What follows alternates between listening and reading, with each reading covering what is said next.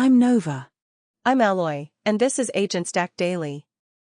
Today on AgentStack Daily, builders are running a 27 billion parameter model at 80 tokens per second on mismatched consumer cards. OpenAI just opened a single front door for open source maintainers to request Codex access. And a Hacker News thread is asking whether LLM-generated Tailwind code is starting to fingerprint itself into a recognizable template signature.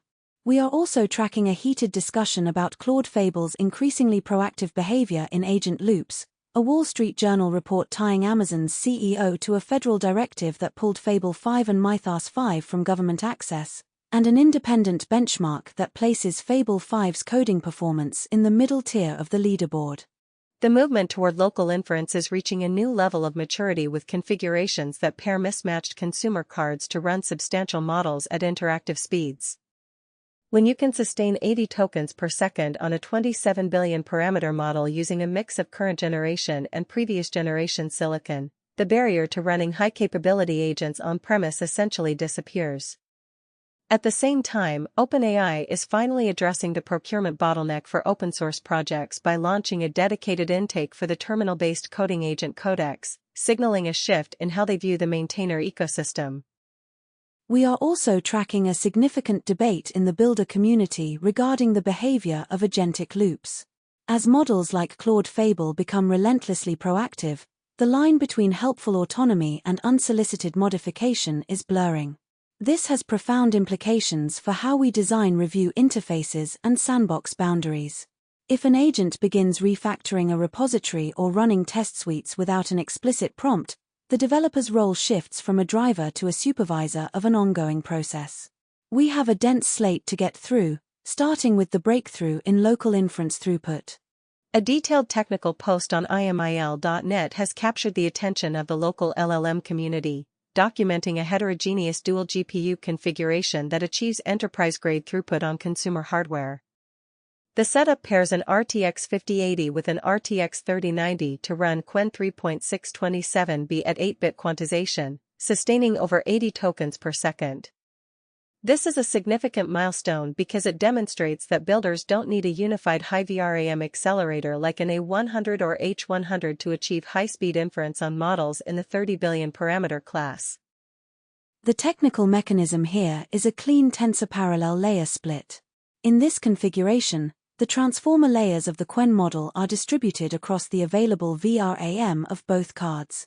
Because the 5080 and 3090 combined offer a substantial memory pool, the entire Q8 quantized payload fits comfortably with enough headroom for a large KV cache. The inference runs on a backend similar to llama.cpp, where the runtime assigns a contiguous block of layers to each GPU. This avoids the need to swap weights in and out of system memory, which is the primary killer of local inference performance.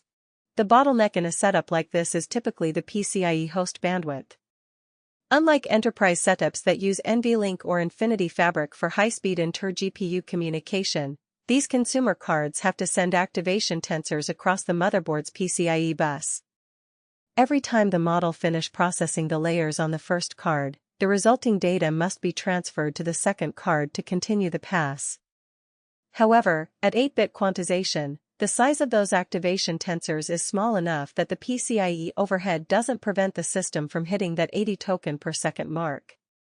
For context, most human readers consume text at about 5 to 10 tokens per second, so this setup provides an experience that is effectively instantaneous for interactive use. Builders are looking at this as a blueprint for repurposing older hardware. The RTX 3090 remains a favorite in the community because of its 24 GB of VRAM, and pairing it with a newer, faster card like the 5080 allows the system to benefit from the newer card's compute power while utilizing the older card's capacity.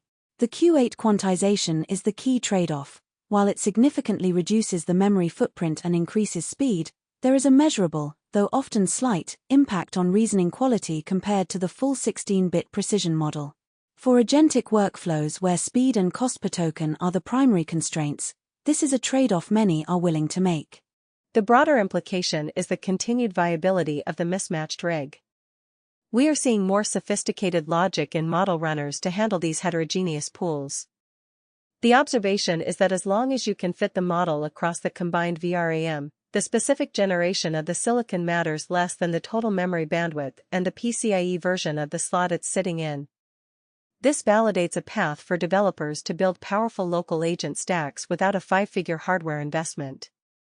OpenAI has launched a new landing page and intake form for open-source maintainers to request access to the terminal-based coding agent Codex. This move addresses a long-standing friction point in the community, where maintainers of popular projects often had to rely on standard API credits or patchwork community programs to integrate high-end coding models into their development workflows. It is important to note that this is a procurement layer change, not a technical release. There are no new API endpoints, runtime changes, or SDK updates associated with this announcement. The surface is a gated sign-up form that asks for repository details, contribution history, and the intended use case. OpenAI is essentially setting up a front door for the OSS ecosystem, likely as a way to gather data on how agents are being used in large-scale collaborative projects while providing the necessary capacity to the people building the foundations of the software stack. The discussion on Hacker News around this intake has been centered on the lack of transparency regarding eligibility and quotas. Because the terms aren't public, it's unclear whether this unlocks a higher rate limit, a free tier for specific model versions, or access to experimental features that aren't available to the general public. Until maintainers start receiving approvals, we have to treat the form as a waitlist. However, for a maintainer who has been scraping for API credits to run automated test generation or PR reviews, having a single official path to request support is a major improvement over the previous status quo. From an agentic workflow perspective, this doesn't change how you configure your stack today. If you are already running a Codex-based agent, your session logic and payload schemas remain the same. The Codex for Open Source initiative is about lowering the economic barrier for the people who maintain the libraries we all use. It will be interesting to see if this program eventually includes fine-tuning capabilities or specialized context windows tailored for specific languages. For now, the practical move for any builder maintaining a significant open-source project is to get their repository metrics ready and submit the form. A piece by Brian Douglas has sparked a technical debate about statistical convergence in AI-generated UI. The core observation is that LLM-generated Tailwind code is beginning to exhibit a recognizable fingerprint, a narrow band of utility class clusters and layout patterns that appear across thousands of different AI-built applications. This has led to the term Slop apps, referring to software that feels generic and unpolished because the generation model is essentially returning the average of its training data. The mechanism behind this is the frequency of patterns in the training corpus. When a model has seen the same hero section layout or pricing table configuration in thousands of public repositories, it assigns a high probability to those specific Tailwind classes. The result is a convergence on the same flexbox configurations, the same slate or gray color palettes, and the same border radius defaults. If the model isn't given explicit design constraints, it defaults to the path of least resistance, the average UI. This isn't just a visual issue, it's a measurable artifact in the resulting DOM. You can actually see the same class strings appearing across unrelated projects. For builders, the challenge is how to steer the model away from this generic output. One effective strategy is the use of design tokens.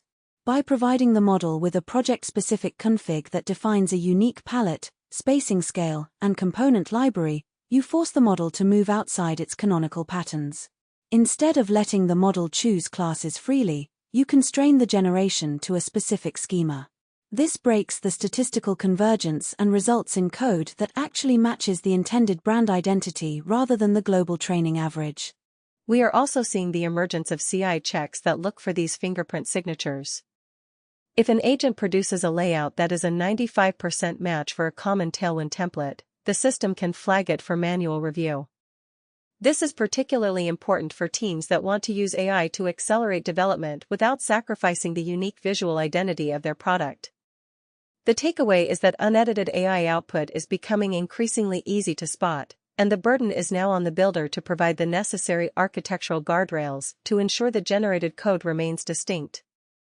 A quick framing note before we get into this one: Fable 5 is currently suspended for both consumer and government access, So this is observational and forward-looking, what builders should expect to encounter when the model is restored, not what you can test against live inference today.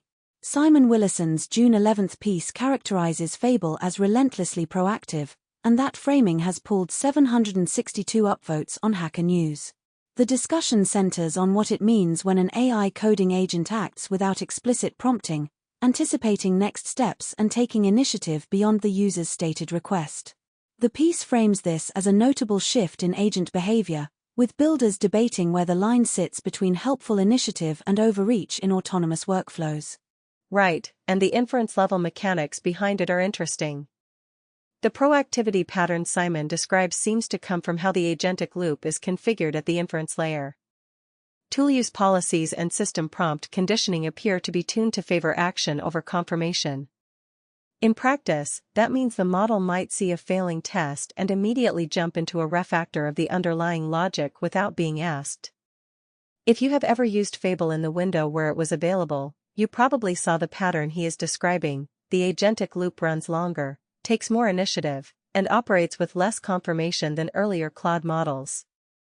The HN thread suggests developers are seeing this manifest as unsolicited file changes, speculative refactors, and autonomous test runs. The risk surface that comes with this is the part that builders should be tuning their harnesses for now, while they still cannot run the live model. A proactive agent changes the review model. Instead of approving each step, the developer comes back to a workspace that has already moved. That puts enormous pressure on difference review interfaces, sandbox boundaries, and explicit permission scoping. The right time to start tightening those is now, when you cannot accidentally let the agent rewrite your entire repo. And the practical move for anyone planning to use Fable when access returns is to encode your preferred behavior in the harness layer. Set the sandbox boundaries you want, define what counts as a confirmation-required action, and wire diff review into the loop. That way, when the model is back in your hands, the orchestration is already shaped to handle the proactive tendencies, and you are not learning them on a live production codebase. Switching from the behavioral angle to the access angle, a Wall Street Journal report details how Amazon CEO Andy Jassy's conversations with senior Trump administration officials directly preceded the federal directive that pulled Fable 5 and Mythos 5 from government access. The genuinely new piece here is the cause chain, a high-profile vendor CEO meeting with the administration immediately before a competitor's flagship model gets removed from federal availability. That is procurement politics, not a technical release. The general compliance layer mechanics, the routing implications, and the sanctioned model list guidance are settled from the access layer coverage that landed in the cycle. The strategic implication in the Wall Street Journal report is the new piece for builders. When a vendor CEO can move a competitor's model out of federal access with a meeting, the model selection process for regulated work just got a new axis, vendor political alignment with the current administration. That was always implicit, the Wall Street Journal report makes it explicit. And the practical takeaway is small but important. The model routing configuration itself does not change. The sanctioned model list, the audit logging, and the policy gateway above the inference layer, all of that architecture work is unchanged.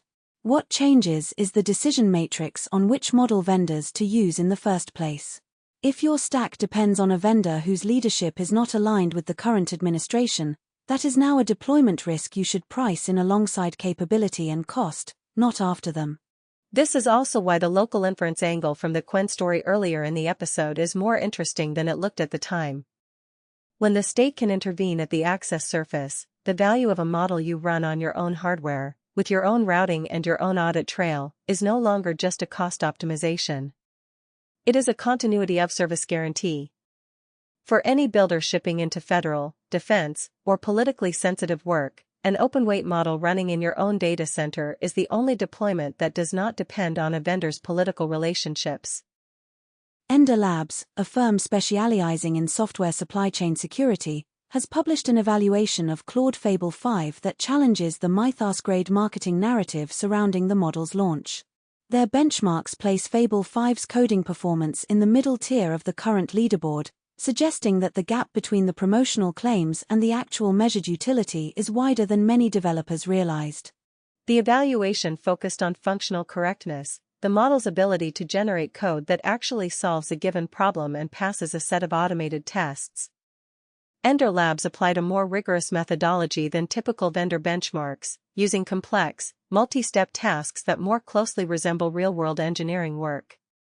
While Fable 5 performed well on basic syntax and simple function generation, it struggled with larger architectural decisions and cross-module consistency compared to established leaders in the space. This is a critical data point for anyone making procurement decisions for their agent stack.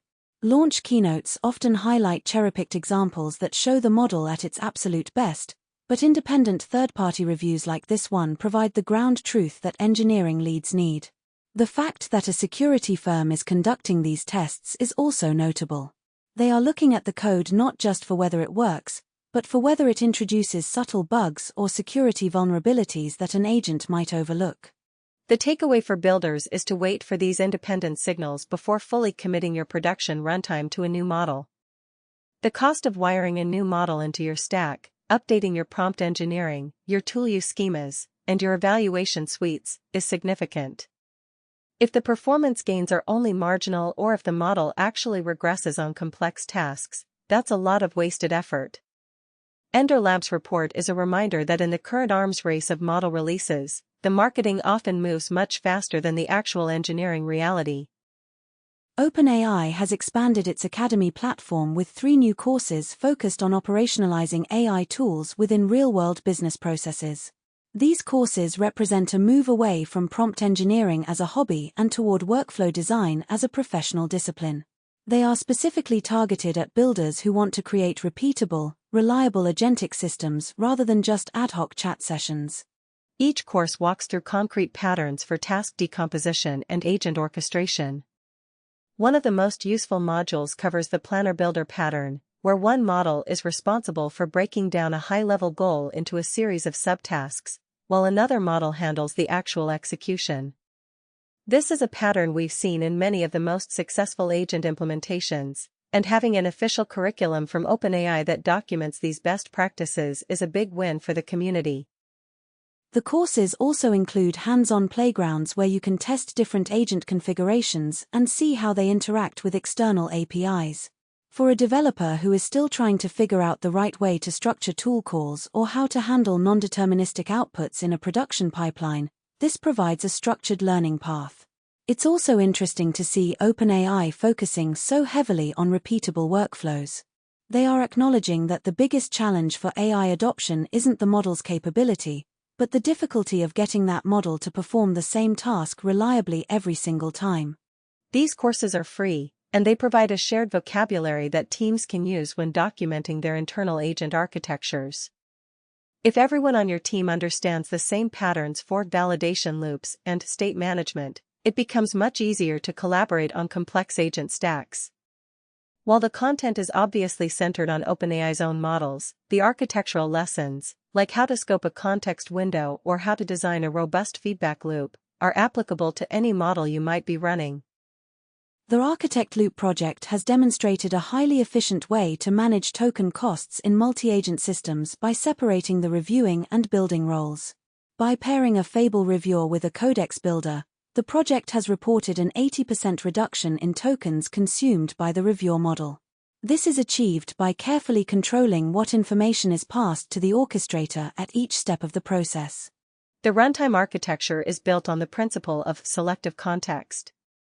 In a traditional agent loop, you might send the entire codebase or a massive diff to the model on every pass. This is incredibly expensive, especially if you are using a high-end model for the review. Architect Loop changes this by having the builder, the terminal-based coding agent Codex, do the heavy lifting of writing the code, and then only sending a high-level summary and specific artifacts back to the reviewer, Fable. Fable never looks at the raw source files in bulk. It only sees what it needs to see to make the next architectural decision. This is a brilliant optimization because it acknowledges that reasoning and implementation are different tasks with different resource requirements. You don't need your most expensive model to write a boilerplate React component or a simple CRUD endpoint. You want that model to handle the high-level logic and ensure the change doesn't break the system's architecture. By routing the low-level work to a cheaper model and keeping the high-level model's context window as small as possible, you can dramatically scale the complexity of the tasks your agent can handle without blowing your budget. For builders, this validates a pattern where the orchestrator never holds the full source payload in its active session. Instead, you maintain a state summary that the orchestrator uses to navigate the project. This is a much more scalable way to build agents for large repositories. If you are running an agent loop that is currently burning thousands of dollars a month in token costs, implementing a planner builder split like this is the most immediate way to improve your efficiency. There is a secondary benefit that often gets missed in cost-focused write-ups. When the reviewer only ever sees a structured summary, the same summary structure can be cached at the inference layer. If your summarization function is deterministic on the same input, you can hit the provider's prompt cache layer and skip the reviewer's pre-fill cost on every subsequent pass. That is where the real savings stack up, not just smaller prompts, but smaller prompts that are also cacheable. A planner that never rereads raw source ends up looking like a sequence of cheap continuation calls, which is a very different cost profile from a reviewer that reprocesses the whole difference on every iteration. The other architectural lesson is the boundary between the two agents. Architect loop draws that boundary at structured review artifacts, test results, lint output, a diff summary, and a list of the next 3 actions. That is a very clean contract. If you are building your own multi-agent setup, the temptation is to pass the builder's full output through to the planner and let the planner figure out what to do with it. That coupling is what makes reviewer models expensive. A planner that only ever consumes a stable, structured envelope will be much cheaper to operate and much easier to swap when you want to upgrade one of the 2 models independently. The 80% reduction figure is the project's own measurement, so the right read is this is a real and reproducible pattern in the open codebase. Not every reviewer model will show the same number. The shape of the savings depends on how chatty your builder is and how much of the source it churns through per pass. But the qualitative claim that selective context plus a structured planner builder boundary is cheaper than a single agent doing both jobs holds up across the broader multi-agent literature, and Architect Loop is the cleanest public demonstration of it this cycle. Developer Qwen van Gilst has published Shepherd's Dog, a fully playable web-based game that was authored almost entirely by Claude using a custom agentic harness. This project is a powerful case study in what a solo developer can achieve when they treat the model as a full-stack author rather than just a coding assistant. It wasn't built through a series of copy-paste operations, it was the result of an agent loop that owned the entire implementation layer. The harness used for this project, also called Fable, though distinct from the model name, is an orchestration layer that allows Claude to iterate on a complete codebase. The agent can create new files, modify existing ones, and run the build process to see if the game actually works. When it hits an error, the harness captures the console output and feeds it back into the model, creating a self-healing development loop. This is how the project was able to move from a high-level concept to a finished, playable build in a single focused session. What's particularly interesting about Shepherd's Dog is that it demonstrates the upper limit of what current generation models can handle in terms of architectural complexity.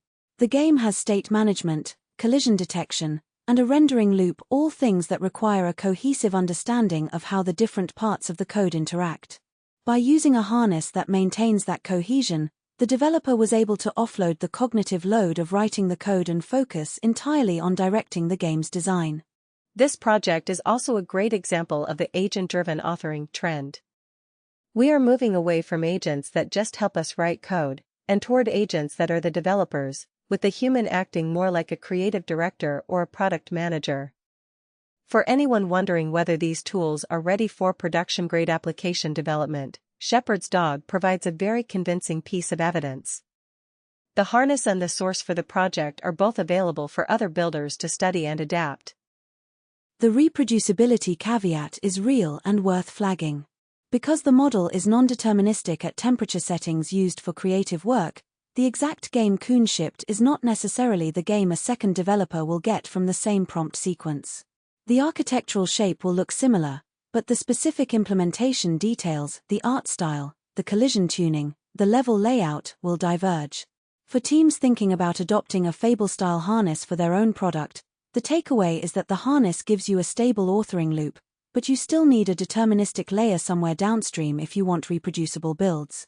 That usually lands as a test suite. The harness runs every iteration, plus a content hash step on the final source so you can tell when a build is actually a different artifact.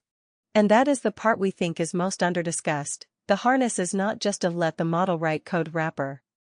The interesting design choice is that it captures the build's console output and feeds errors back into the same model in the next turn.